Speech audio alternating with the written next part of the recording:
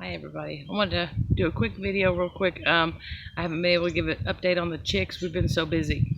So I'm going to show you some video footage. In this video you'll get to see our brooder, and you'll get to see some of our baby chicks, and you'll get to see us hatching out in our incubator. We have two incubators. They're not the digital ones. We actually have a third that's the digital one, and they turned out to be fairly awful. The temperature sensor does not work accurately and can fluctuate 5 degrees up or down, and this has caused a lot of problems, and we've lost a lot of eggs and not hatched them out. So we like the standard good old-fashioned styrofoam incubator with a dial adjustment, and you can use a thermometer that comes with it and even put an extra one in there if you want to.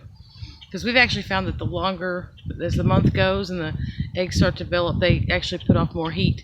So you have to turn it down a little bit or you'll go over 100 degrees. So I'm going to show you some video. We've got our baby chicks hatching out. They look adorable. We hatched out lavender Orpingtons. We have the breeding pairs here, and have chosen right now, because of the layout of our homestead, we can separate the lavender Orpingtons and breed out just pure lavender Orpington chicks. So they're hatching in the incubator, and later we moved them over. Once they get dry and once they get all fluffy, they get moved over into their tote. And their tote has a heat lamp, food and water. They usually take to the food and water immediately. There's something very different about homegrown chicks. Home hatched out, I guess. They don't need as much help. They have a lot more instinct. They're just healthier. So we have a very good survivability rate. If it hatches out of our incubator, it lives. We have lost a couple in the past, but they were that's really that we've diminished that number. We've learned a lot, and we've learned how to take care of them so that doesn't happen. Incidences like a bulb going out or something, you want to keep an extra heat lamp bulb, because things like that those are frustrating when they happen, and it's just an accident. It's not because the bird's health is not good enough, but they need that heat. They need their food, and they need their water, and they need lots of clean pine shavings. In our other brooder, we have blue slate turkeys. The blue slate turkeys are a heritage breed. They're pretty popular right now. We like them. I know they don't grow as quickly as the standard white turkey or large bronze-breasted turkeys that everybody's into, but we wanted to try out the blue slates. They're supposed to be good foragers, excellent birds.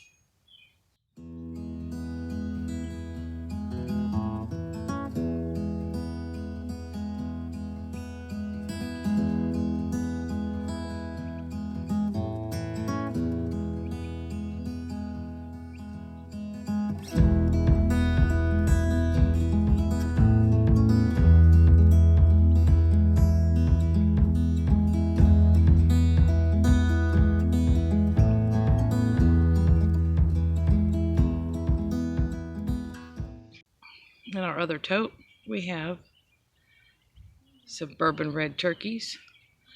These come straight run, so you are going to get males and females. We do not know right now how to determine that. They're very young, so we're going to let our little birds grow up and show us their true colors.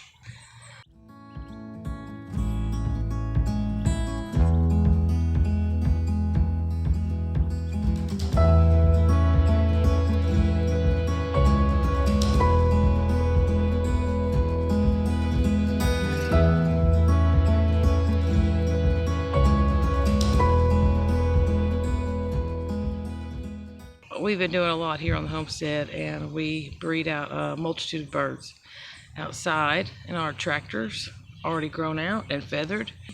Buff Orpingtons. Buff Orpingtons are an excellent breed. We love them very much. They lay well. They're good mothers.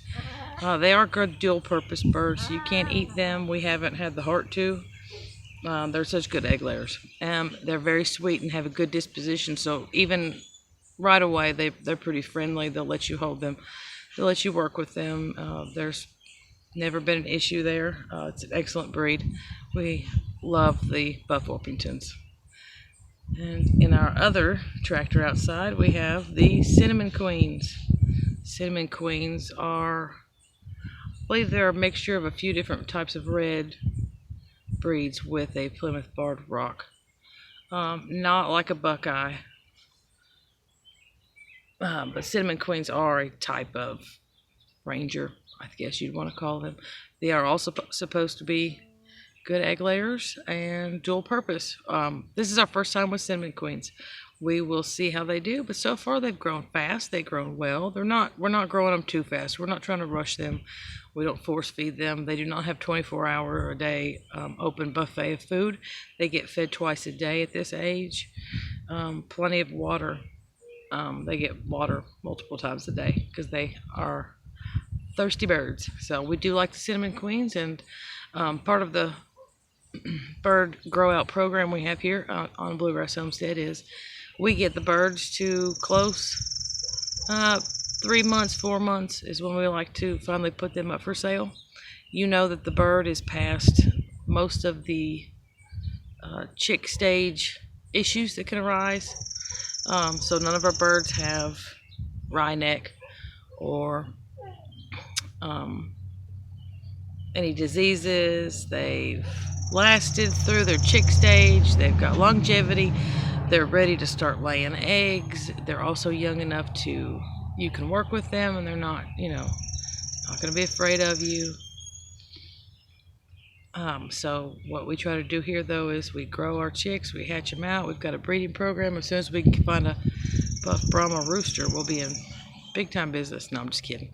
No, we just really want a buff Brahma rooster. We'll get all of our chickens separated by breed. Our Lavender Orpingtons are already segregated so that they can breed pure Lavender Orpington chicks. So we're still working on that. There's a lot to do, but we are on a good path, I think, with the breed types we've chosen. They're good breeds. Most of them are dual purpose. And anytime we can get our Buckeye and the Comets breeding the offspring, I can't even explain what they produce. They're just incredible. They're beyond Rangers. They are fast growing, extremely intelligent, well-mannered, egg-laying machines. We just love our Buckeye and our Comets. If you guys have any questions about any of our chickens, please leave it in the comment section. If you'd like to know more about breeding out chickens, let us know that as well, and we'll try to keep you updated and post more videos about it as we go. We do love what we do here, and it's a difficult job. It takes a lot of work, but please like, share, and follow us. We are on Instagram. We are on Facebook. Also, check out Goingoffgrid.shop. That is our store. It helps support our family, and we look forward to talking to you all again. And I hope you've had a great day. So enjoy it. Keep growing. Keep learning. Keep doing.